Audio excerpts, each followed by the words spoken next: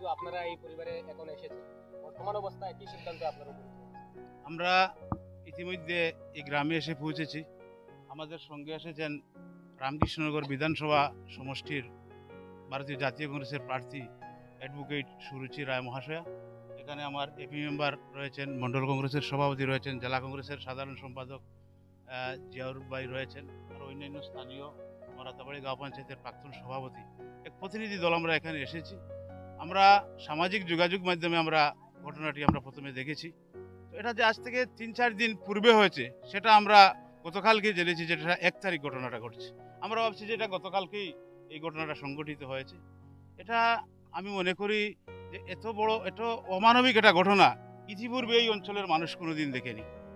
সামান্য একটি ঘটনাকে কেন্দ্র করে যারা নির্মমভাবে আমি বলবো দুটা শিশু, প্রায় একটা ১৬-১৭ বছরের বাচ্চা, তাদেরকে যেভাবে নির্মমভাবে প্রহার করা হয়েছে, এমনকি আগ্নেয়াস্ত্র ব্যবহার করা হয়েছে। আমরা ভিডিওতে দেখেছি যেটা বন্দুকের নল দিয়ে এই ছেলেটার গায়ে বারবার শ্যুট করা হচ্ছে। এটা সভ্য সমাজে এর চেয়ে জঘন্য কোনো কাজ হতে পারে না। এরা আমি মানুষ বলবো না, এরা পশু আমি বলবো। এই কাণ্ড যারা করেছে, আমি শুনেছি এখানে এসে যে এই গ্রামের পার্শ্ববর্তী গ্রাম, যদি এখান থেকে এই দুটা ছেলে তারা গরু নিয়ে আসছে, তাদেরকে আটকে রেখে তাদের অভিভাবকদেরকে খবর দিয়ে তারা সেখানে নিতে পারতো। যে আমাদের পার্শ্ববর্তী গ্রামের ছেলেরা তারা যে এই যে গরু চুরি করে এনেছে বলে যে তারা যে অভিযোগ দিয়ে এই দুটা ছেলেকে নির্মম প্রহার করেছে, সেটা ক্ষমার অযোগ্য। এক কথায় সেটা ক্ষমার অযোগ্য। সেটা পুলিশ প্রশাসন এই পর্যন্ত কি ব্যবস্থা নিয়েছে আমরা জানি না। সামাজিক যোগাযোগ মাধ্যমে আমরা দেখেছি যে ২-৪ জনকে গ্রেফতার করা হয়েছে। এটা দুজনের ঘটনা নয়। এটা পুলিশ প্রশাসন যদি চোখ মুজে বসে থাকেন, তাহলে আমরা জনসাধারণ চোখ মুজে বসে থাকবো না, পরিষ্কার কথা। এটা দুজনের ঘটনা নয়, সম্মিলিতভাবে অন্তত শতাধিক মানুষ সেখানে উপস্থিত ছিল। শতাধিক মানুষের উপস্থিতিতে নির্মমভাবে মাটিতে ফেলে এই ছেলে দুটোকে প্রহার করা হয়েছে। আগ্নেয়াস্ত্র ব্যবহার করা হয়েছে, বাড়ি বাড়ি অস্ত্র ব্যবহার করা হয়েছে, দা ব্যবহার করা হয়েছে, লাঠি সেটা দিয়ে তাদেরকে আমরা দেখেছি ভিডিওতে। তারপর পুলিশ যদি নিশ্চুপ থাকেন এবং যে ২ জনকে গ্রেফতার করে পুলিশ যদি তাদের দায়িত্ব এড়াতে চান, তাহলে সেটা গণ আন্দোলনে পরিণত হবে। আমরা বলে দিলাম সেটা।